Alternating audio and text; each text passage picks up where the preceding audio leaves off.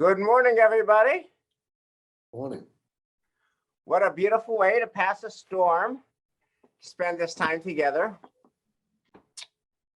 So let's give it a few minutes. And if I can ask all our wonderful learners to show your faces so that we can see each other, that would be even better.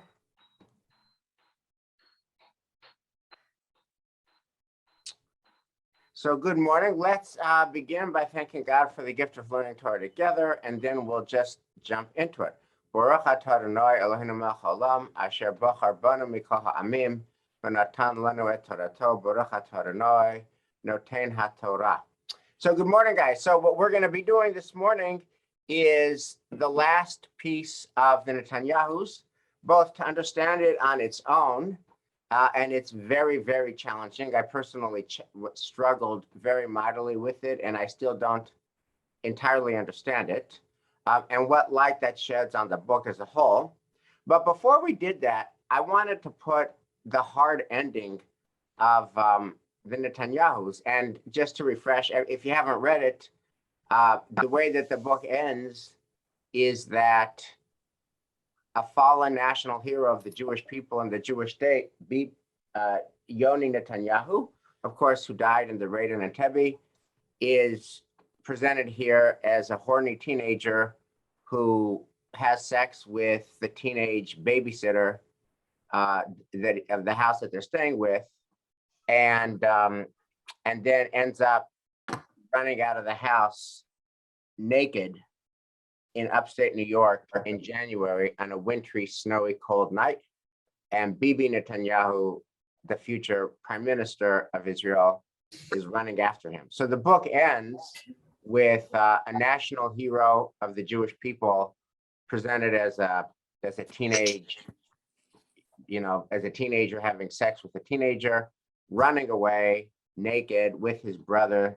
The brother's not naked, but they're so Yoni is naked, Bibi's not naked, and they're running around in the dark, cold New York snow.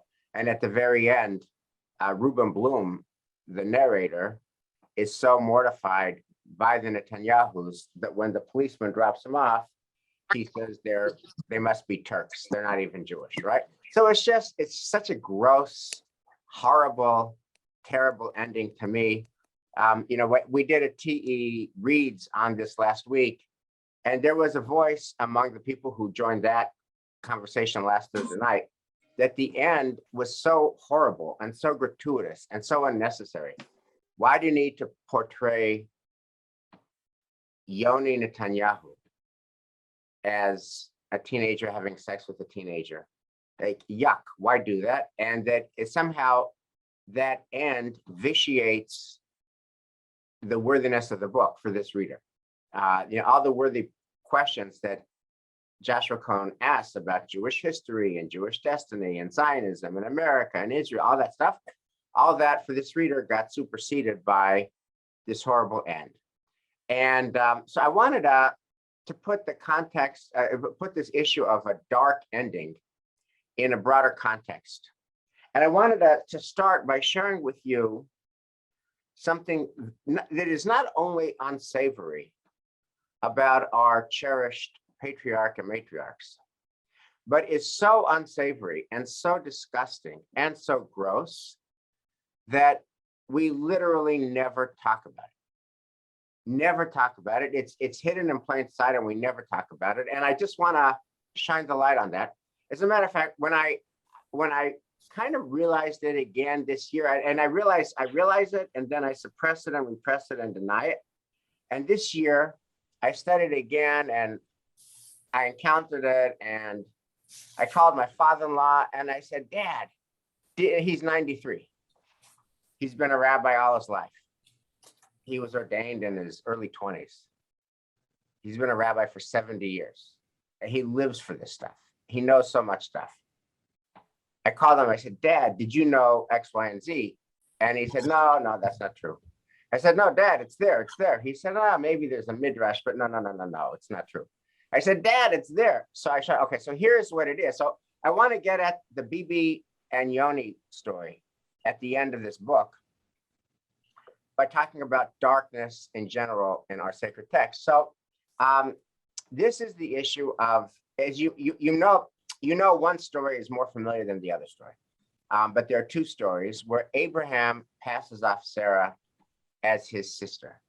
So when Lech Lecha first begins in Genesis 12, they go to the land that I will show you, and I'll make of you a blessing.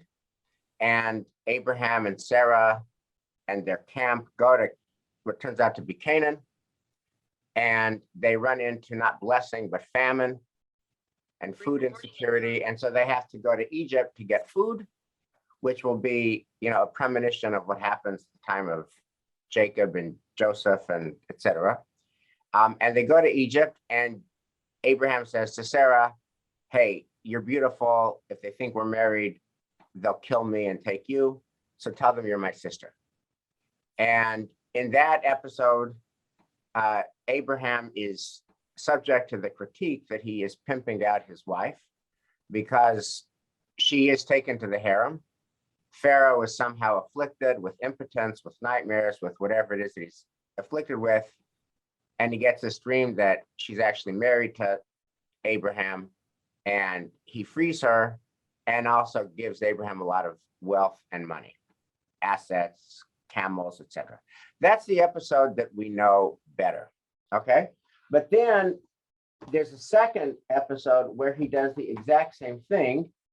And that is what occasions some people, like my teacher, Bert Vysotsky, to say this is a scam because Abraham does it a second time. But in the context of the second story, where Abraham passes off his wife, Sarah, as his sister, at the end of that, we learn something that is so unsavory that I at least can't even deal with it, which is that Abraham actually is Sarah's brother. Sarah actually is Abraham's sister. They're half brother, half sister. They share a father, Terach. So it's not a total lie. He marries his half sister. And that's just so gross that we can't deal with it. But I want to deal with it this morning because I guess our book ends with grossness. So we have to figure out how to deal with grossness. So Joan, if you can share the screen. By the way, just this year, this is really true story. Just this year, we were learning this on a Shabbos that didn't have any bar mitzvahs. And I was on the bima, and I said to my colleagues, this is a Shabbos morning at Temple Manual when we were studying this. And I said, do you think that I can talk about the fact that Abraham and Sarah are actually half brother and half sister? And everybody said, oh, no, that's just too gross. So let's look at it now. Joni, if you can go down the page there to where it says 20, let's just read this out loud. Okay, stop there. Okay, this is how our Parsha ends last week. Abraham journeyed from there. He was, there is the Sodom and Gomorrah. So Abraham journeyed from there to the region of the Negev and settled between, okay, keep going, Joni. Next page. Between Kadesh and Shur. While he was sojourning in Gerar, Abraham said of Sarah, his wife, she is my sister. So King Abimelech of Gerar had Sarah brought to him. Right. So this is the same move that Abraham makes with Pharaoh. She's my wife. And that's why Bert Vysotsky and others think this is a scam.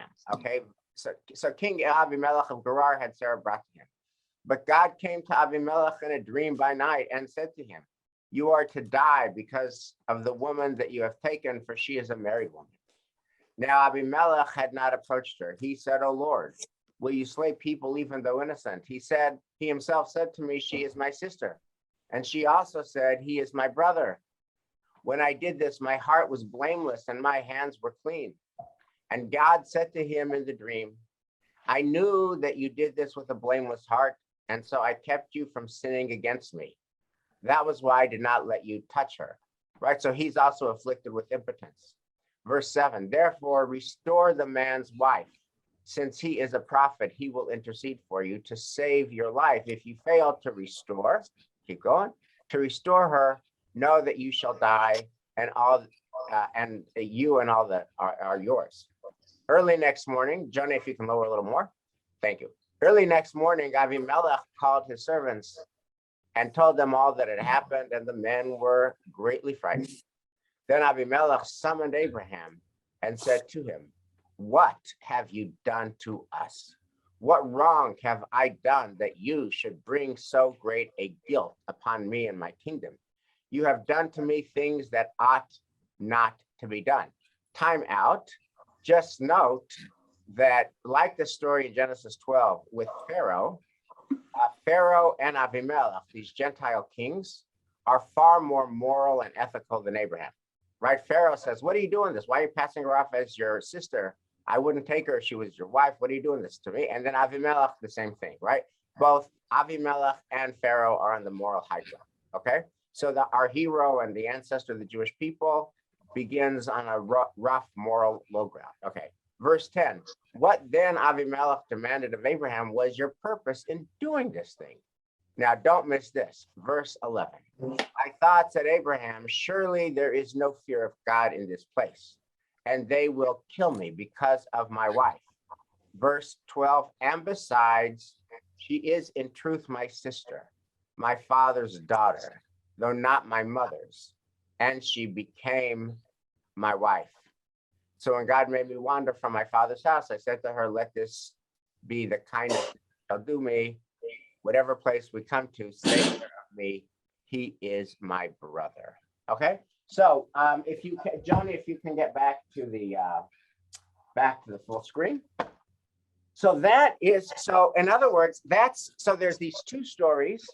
And at the end of the second story, we learn Abraham's defense, which is, it's true.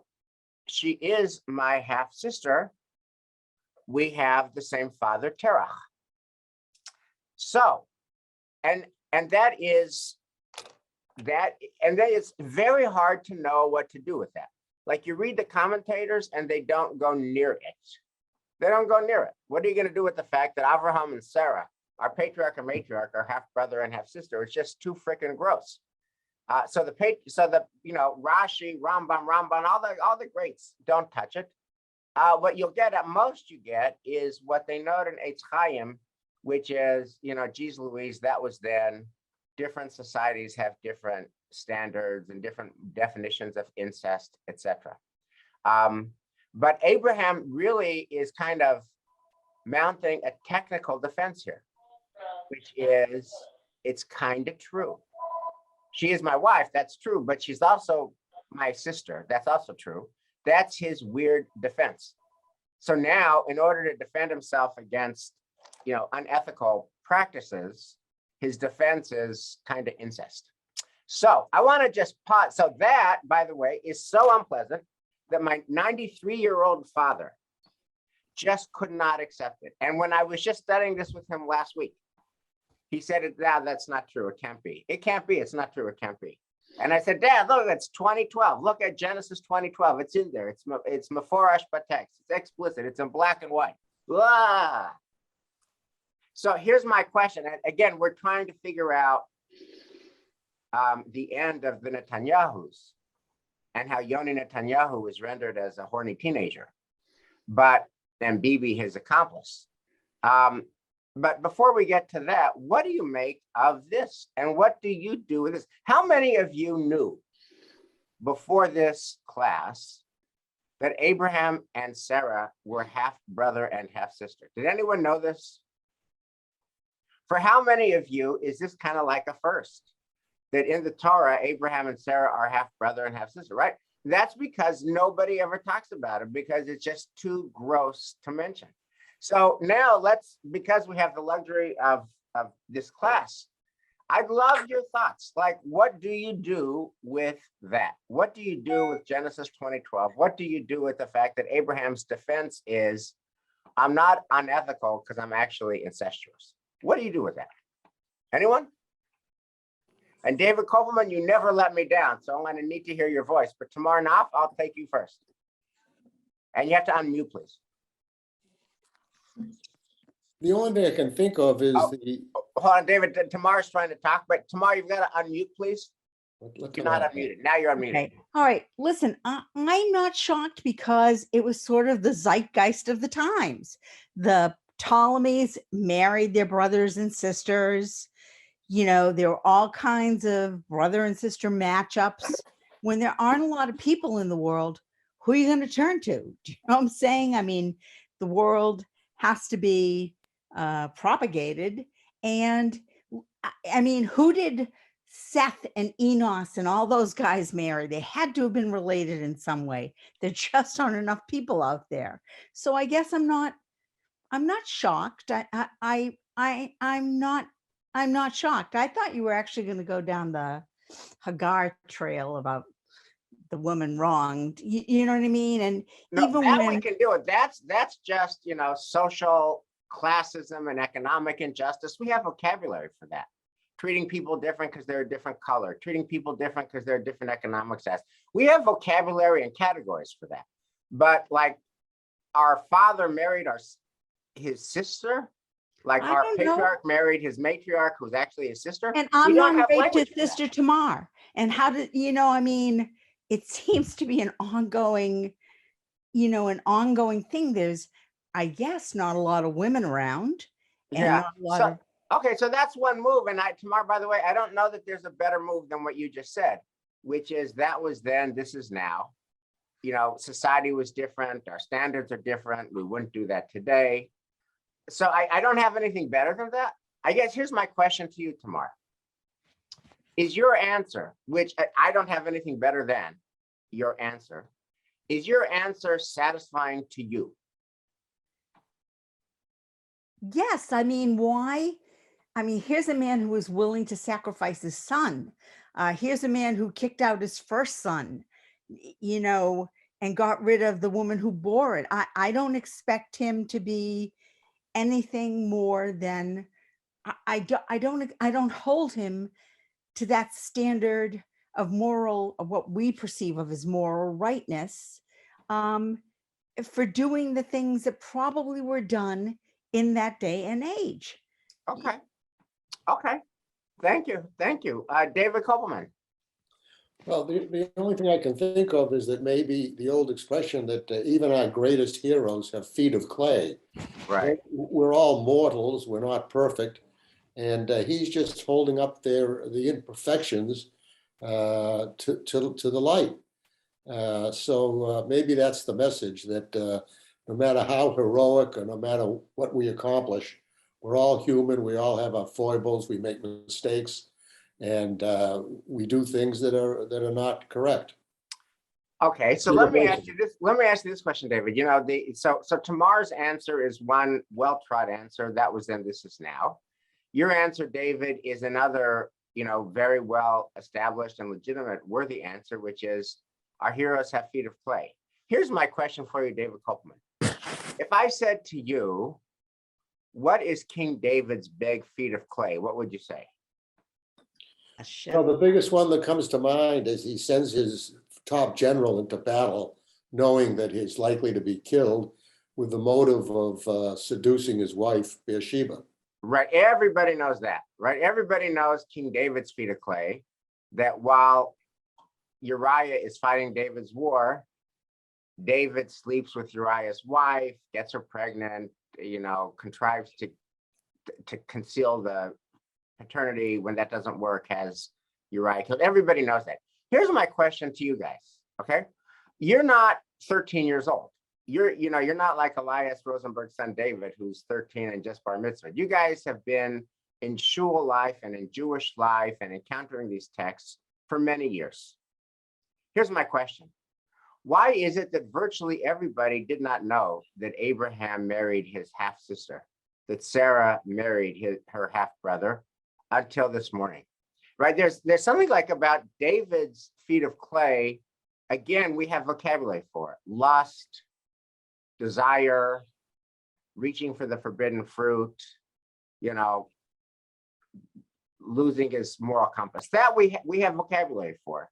There is something about this, marrying your half-sister, that's just too gross on the gross meter for most people to handle. So he does have to, and by the way, if what Tamar says is right, that was then, this is now, it's a different kind of standard, query whether it's even feet of clay. He was just doing what people had to do back then. So I guess I'd ask you the same question, David. Are you satisfied with your own answer, the feet of clay answer? Well, it just may be one of those things that's sad but true, that we're mortals and we're not perfect. And if you look close enough at people's lives, you'll see even those who are capable of heroic acts have their foibles, have their misadventures, are subject to lust and lack of control. And that's part of our humanity. That's all I can think of. Right, it just is. It just is. Anyone else want to tackle the Abraham, Sarah, brother, sister thing before we pivot to the Netanyahus?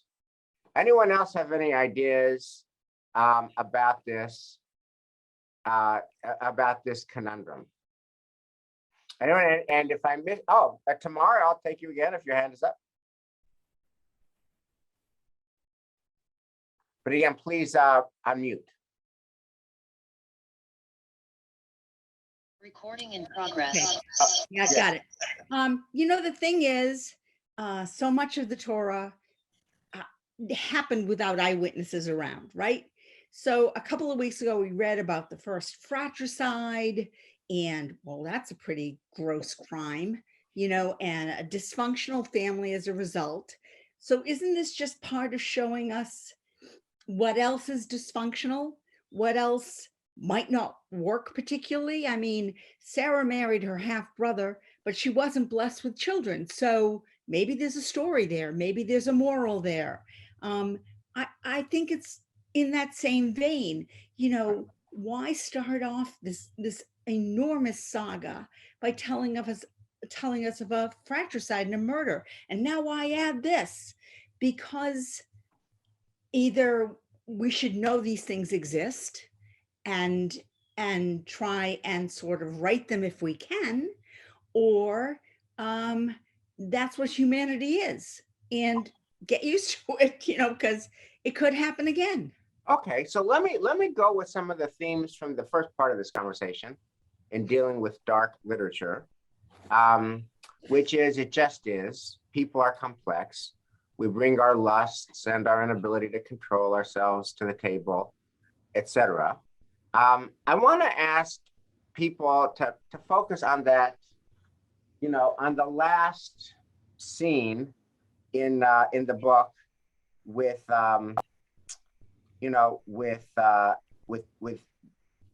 Yoni Netanyahu running down the stairs, having had relations.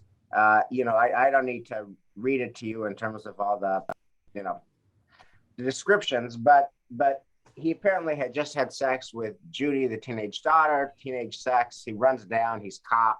Her dad comes home, and they run out. How many? I guess let me just ask an open question. What was your reaction to that scene? Let me start by asking the more obvious. Did anyone hate that scene? And if you hated that scene, why did you hate that scene? And if you hated that scene, what did that do to your sense of the book as a whole? I'll start with that. Anyone who really was hostile to that scene? Would love your voices. And feel free to put your comments in the chat so that I can get you. Let me just see if I'm missing anybody here. I got no takers for the people who didn't like that scene, apparently. Okay, let me ask the flip. Anyone like that scene? You approved of that scene.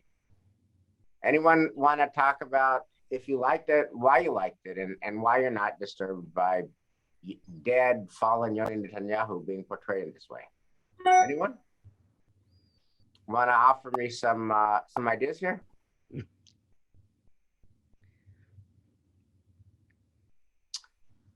I'm not sure how to interpret the silence. Would love some voices. Barbara Resnick? The book is a satire. Women, I know women. Yeah, that's right. Yeah, You're unmuted now. Yes. So I don't take it seriously at all. He just wanted to betray the Netanyahus. It's so gross. He didn't care how low he got. But it didn't reflect me personally on Yoni Netanyahu till you mentioned it, because I thought the whole thing was designed to strike at our inner cores about what's right and wrong, and how we feel, emotions about how we react to things. And if he was outrageous, he was also a hero. And sometimes, you know, we have still on the court Brett Kavanaugh, Clarence Thomas. I mean, when there's smoke, there's fire. There were things there that weren't good. People change over time too. It doesn't mean he couldn't have changed. It was designed to be gross. So that's why. Okay, so Barbara, let me ask, because you were kind enough to share that thought when we had our book group on Thursday night, that this was a satire. So and I've been thinking about that comment. So I want to deepen it and ask you a question about it. But I shared when Barbara mentioned that earlier, it's a satire, and I think we might have mentioned this last week as well here, that I referenced the teaching of Mark Brettler, the great Bible professor who used to be at Brandeis. I think he's now at Duke. Anyway, he once taught a class about Genesis 1 and Genesis 2, the creation story. And he wrote on the board 2 words. And I had this class 25 years ago with him, and I still remember it. And the 2 words are genre, G-E-N-R-E, matters. Genre matters. And he pointed out that Mark's example was that you already know this, because when you get home at the end of the day and you see the mail and it says urgent, emergency, urgent, emergency, that you already translate that that's junk mail. And therefore your heart doesn't palpitate because you know it's junk mail. And he goes on to say that, you factor that in, because if it was truly, if it was the results of your biopsy, or your loved one's biopsy, who could stand that real pressure? But genre matters. It's not a biopsy. It's not medical news. It's junk mail. Okay. And therefore, allowing that same idea, Barbara's arguing that this end is satire. Genre matters. Factor that in. Now, here's my question to you, Barbara Resnick. The rest of the book is not satire, right? When he talks about anti-Semitism, when he talks about 1492 equals 1942, when he talks about, Isabella and Ferdinand hated Jews as a race, not as a religion, and then Adolf Hitler did the same thing, but with modern technology, there's no hint of satire there, right? So are you okay with him like shifting genres? And I saw him attacking us at all levels. From the time that the father and the daughter and the hysteria over college and his being so nervous about things, it's how people look at you. He wants to shock us and think about things that are more important, but reach what we have inside us, which we don't always show. The crazy recommendation from the professor in Israel. I mean, that was insane. No one writes a recommendation like that. And I think the other thing I did want to ask, because I found David's comment last time so important, is that this I don't know. Netanyahu's theory was no good when you factor in the fact that it was the governments that, I wanted to say this, the governments that pursued anti-Semitism. But in fact, here, Elizabeth Warren, and you well remember this, came to our synagogue after Pittsburgh to say, no, the government does not sanction this. We are on your side. That it's a whole different type of thing, the anti-Semitism here, which he doesn't really acknowledge in the book. Right, that is right, and yet that gives rise to the question when I asked the group on Thursday night, and that we made the point that the government is not in support of it. Joe Biden's not in support of anti-Semitism, nor is Governor Baker, nor is Ruth Ann Fuller. But then I asked the people, how many of you would feel comfortable coming back to the temple if there were no guarded security there, no armed security? And virtually everybody would insist on armed security to feel comfortable coming back to the temple. So I think that, but in my point in all this, Barbara, is I kind of like the satire read on the dark pieces of the book, but just note that then he's shifting genres in the middle of the book.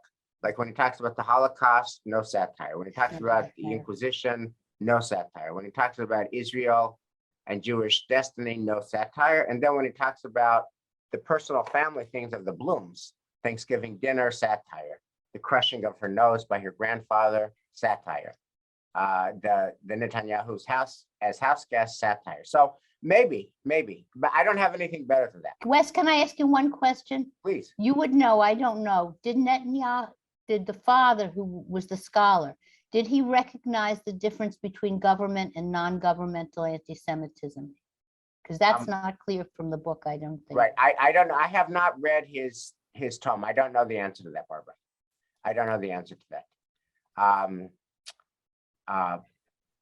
Other reads on the end of the book, and just in general, the challenging parts of the book, like the crushed nose scene, etc. John, thank you, John. I have some contrary views. Would love to hear them. Right. I think the letter from the professor in Israel was exactly the right thing to do. If you have a colleague who is a major problem and you pretend everything's great and you write a letter of recommendation that says they're wonderful to get rid of them, that's malpractice, academic malpractice. So I think if that's what the professor in Israel thought, that's what he should have said. I also have a problem with your premise, Wes, that Yoni Netanyahu, 10 years later, is an excellent soldier and gets killed. We have no idea. First of all, people change in those 10 years. He may have been very sexually excited as a 13-year-old and done something wrong and still been a good soldier. We also don't know what his sexual practices were when he was a soldier. So that he is a hero later, I think, is irrelevant, completely irrelevant. It is a satire. This is I want to say funny story, meant to be funny. And so I'm not concerned about that. He says the idea about what happened during the visit comes from Bloom. What's his first name at Yale? Harold. Harold Bloom, who told him of this story. So we don't know that it's all made up. So I think a broader look at this is warranted. It's so interesting how multiple people could have multiple reads, not only of the same book, but of the same incident in the same book. And so good. Thank you, John. Any other takers on interpreting that last scene? Anybody else want to offer their voice? Can I talk? Please. Okay. Esther, but yes, you can, but we have to see your face, Esther. Okay, I will put my face too. Thank you, Esther, for the same low price. Thank you, Esther. Anyway, I lived in that period of time in Israel when Yoni Netanyahu was killed. And in my opinion, don't put dirt on people that cannot respond. And that's what pissed me off. He cannot answer those accusations. That's only an assumption, in my opinion. So for me to hear all those whatever grandiose answers or claims, it pissed me off. I really, because he has no voice at all. He can't defend himself. Esther, thank you for that. Actually, I want to raise what you just said. Even I don't play poker, but if I did, I would raise what you just said, whatever the term is for that. Your point is that that Yoni is dead and can't defend himself. I would raise a larger issue, which is who knows how much of this stuff is even true. And like we do know that there are facts that are true. We know that Ben-Zion Netanyahu was ostracized in Israel. That is true. And in fact, that was a basis for Bibi's political success and popularity, that his family is an outsider to Israel. That's true. Micha's talked about that. We know that Ben Zion was such an outsider and so ostracized that during the formative years of the Jewish state's existence, he was in, Philadelphia at Dropsy College and then in Ithaca at Cornell, right? That's true.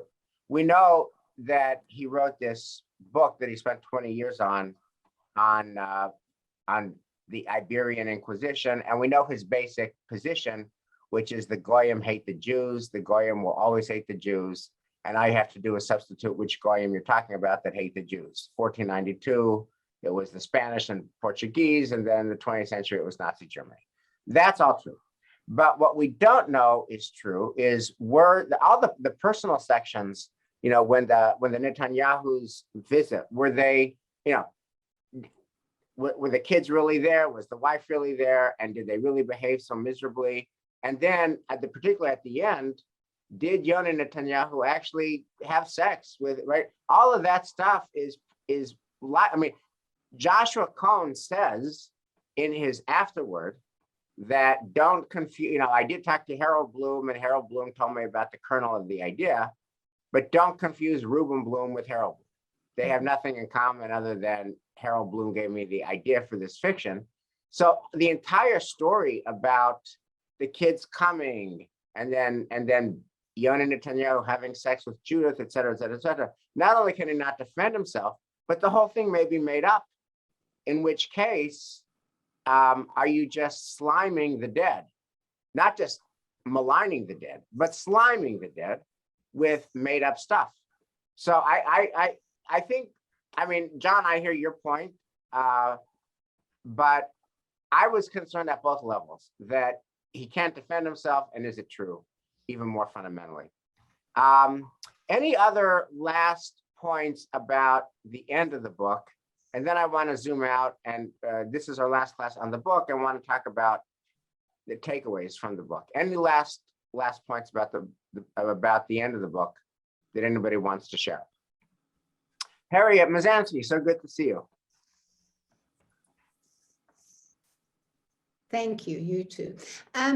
It's not about the end of the book, but I am curious to know how you and others in the group feel about him writing this book about another family. Forget the family. Would you like somebody to write something like this about the Gardenswartz family? Definitely the answer to that is no. They wouldn't be able to, so let's get clear. Although if they were going to write fiction, you can make anything up. Yeah, but all fiction is a lie, really. Right. But such fiction, I wouldn't leave home if somebody did that about my family, wrote that about me. Right. So I think there is. And also, I wonder how the Netanyahus feel, whether you support them or not, him, that's a whole other thing. But have they responded in any way? I'm wondering if anybody knows on the call. I do not know. Does anyone know? Has anyone read anything about if Bibi has made a response? I think Harriet, your point, follows the conversation that Esther offered, that it's ad hominem, it's personal, it's and it's one thing to say, oh, it's just fiction. If it's like a minor procedure, it's only a minor procedure if it's not your procedure. If it's your procedure, it's a big deal. Yeah. And oh, it's just fiction only applies to other people. But I think your lens is entirely fair, Harriet, that if they were doing fictional accounts of our family and threw stuff in like that, it would be horrible. Who could survive that? So So let me then pivot to the question of, with all that said, what is the point of this book? Would you recommend it to somebody who said, oh, I kind of heard about this book, the Netanyahu's, would you recommend it? And if someone said, what did you take away from it? How would you answer that question? Would you recommend it? And what did you take away from it? Love to hear anybody's thoughts on those two questions that wants to share. David, and then Maddie. Yeah, I would not recommend it. I agree with Barbara Resnick's comment about a satire, but the problem I have with it, it was satirical, but there was a certain arrogance about Reuben Bloom. I mean, he ridicules his in-laws as Yekis, generation Ashkenazis from Germany or Austria, as opposed to Eastern Europe. He ridicules his mother-in-law's lack of intellect, who claims to have visited non-existent museums. He ridicules his father-in-law's emphasis on money and materialism. He ridicules his own immigrant parents, whose hard scrabble life lacks intellect. He ridicules his own daughter, whose obsession with her crooked nose. He ridicules his colleagues at Corbin University, and he ridicules the net. The only character is his wife Edith, who gives him his own medicine from time to time. But he's so sarcastic and he's so arrogant that there's something supercilious about his character. I didn't enjoy his take. Okay, thank you, David. Maddie, what about you? I wouldn't recommend this book either. I was thinking about this in terms of a book group that I'm in. I'm in a book group with a group of women who are not Jewish. Well, one is. And I always think about, when we've read things, what would I recommend to friends? And I think that it's one thing to poke fun at ourselves. It's one thing to make fun of ourselves as Jews. But to expose that, it almost felt anti-Semitic to me. And I think it gives fodder for others to talk about. Look at those ridiculous Jews. Look how they behave. Look what they did. So I didn't find any value, frankly, in this. And writing this kind of thing, a Jew writing this kind of a book, just didn't make any sense to me. What he hoped to gain from this. And I tried to figure that out by reading the epilogue, but it still doesn't bear well with me. Wow, thank you. I'm glad that I assigned such a popular and well-received book. Let me get Suzanne. And But you know what, Les, let me just add Yeah. that sometimes it's okay to do that, Yeah. because sometimes you have to kind of see the other side of the coin. Okay, Suzanne. Yeah, I did not like this book, thoroughly disliked it, but I think it's a book about Joshua Cohn. I think whoever he is, I think this is a book about his own conflicts.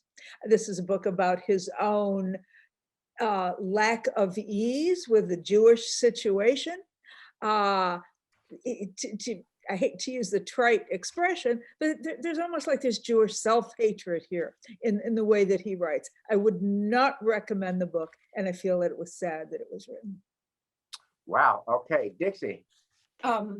I would only recommend the book to people who are literarily sophisticated. And that would mean that I took the book somewhat in the way that Jane Austen was writing about her time and the manners of the people in that time, her particular social class. I am not knowledgeable enough to know how Jane Austen was taken in her time, when she was satirizing and somewhat making fun of the people of her class and time.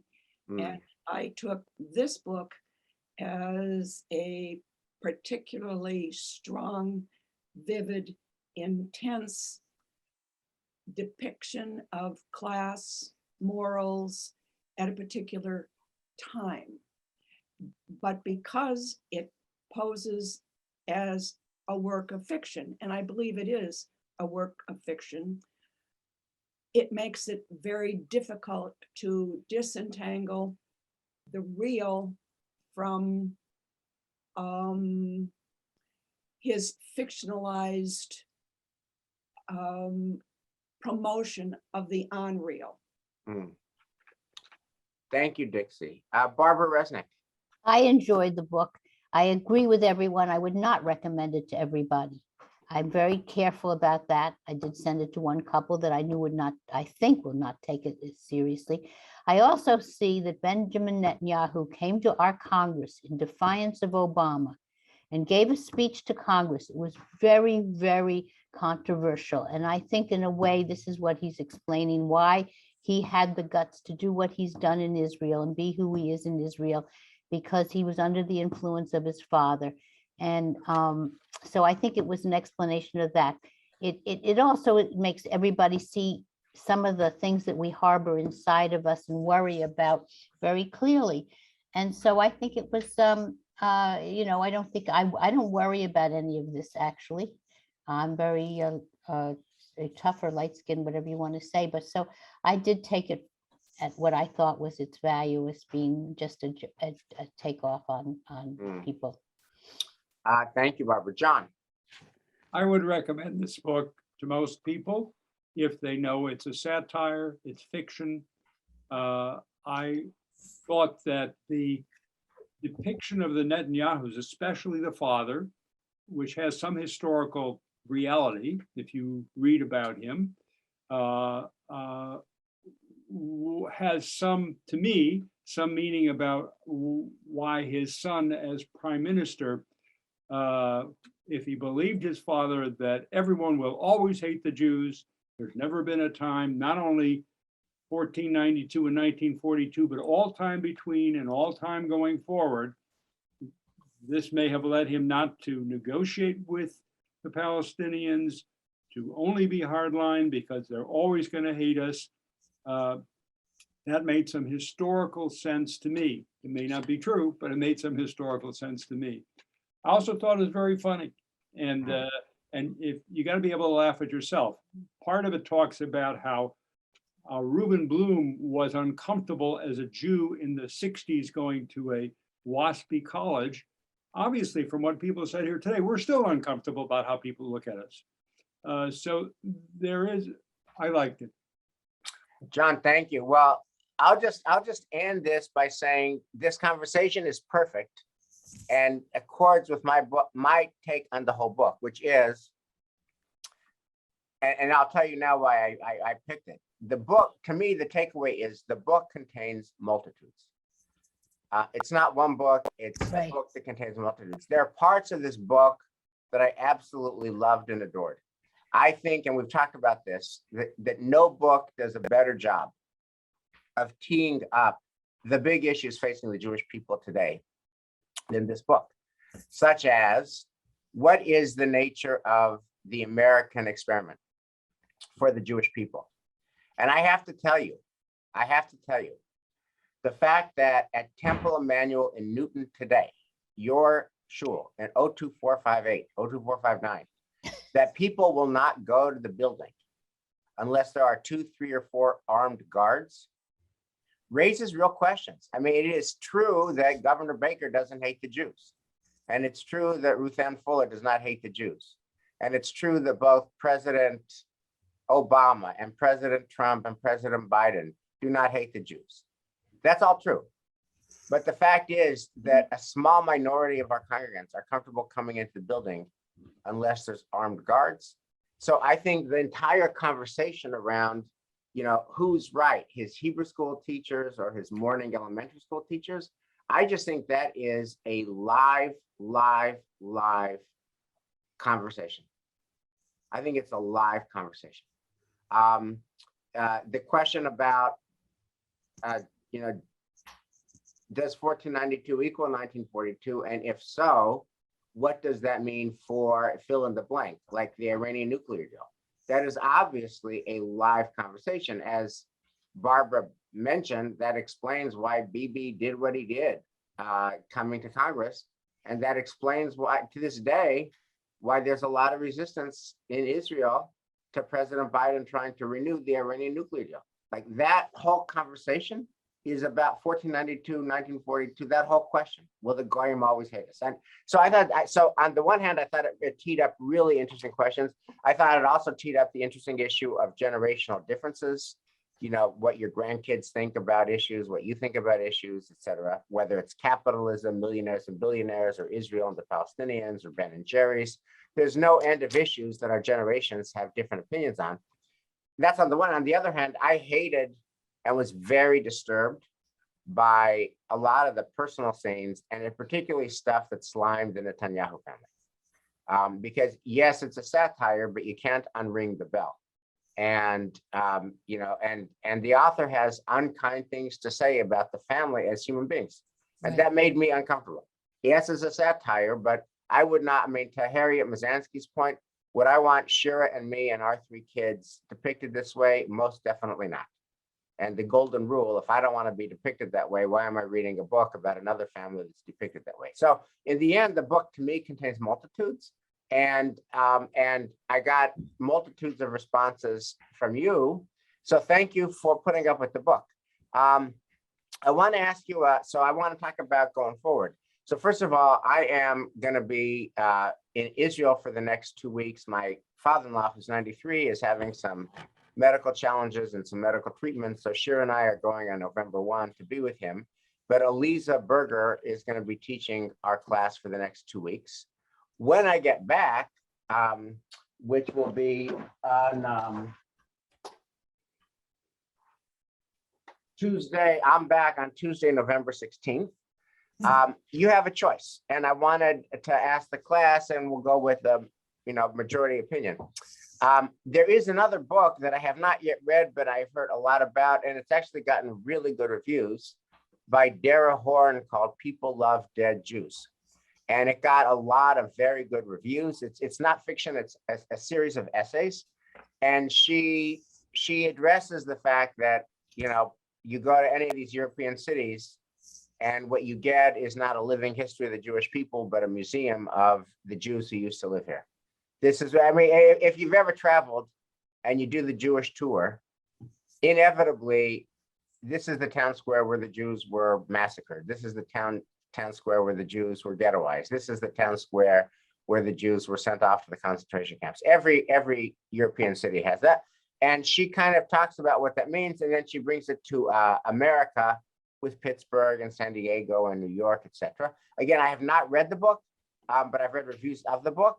So one possibility is we could do that. It's apparently 12 chapters of discrete essays on the issue of anti-Semitism. Or we could not do that, and I'll just teach texts from the Bible and Talmud.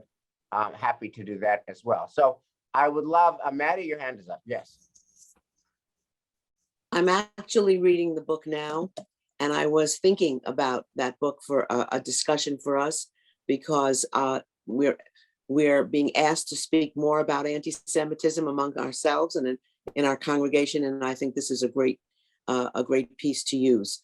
As you said, there are individual essays, they're personal, but they really give, I think, a really very contemporary perspective on anti-Semitism. Okay. So I would strongly recommend it. Thank you. Thank you, Maddie. Annette, your hand was up. I was going to say what Maddie just said. Okay. I agree. Okay.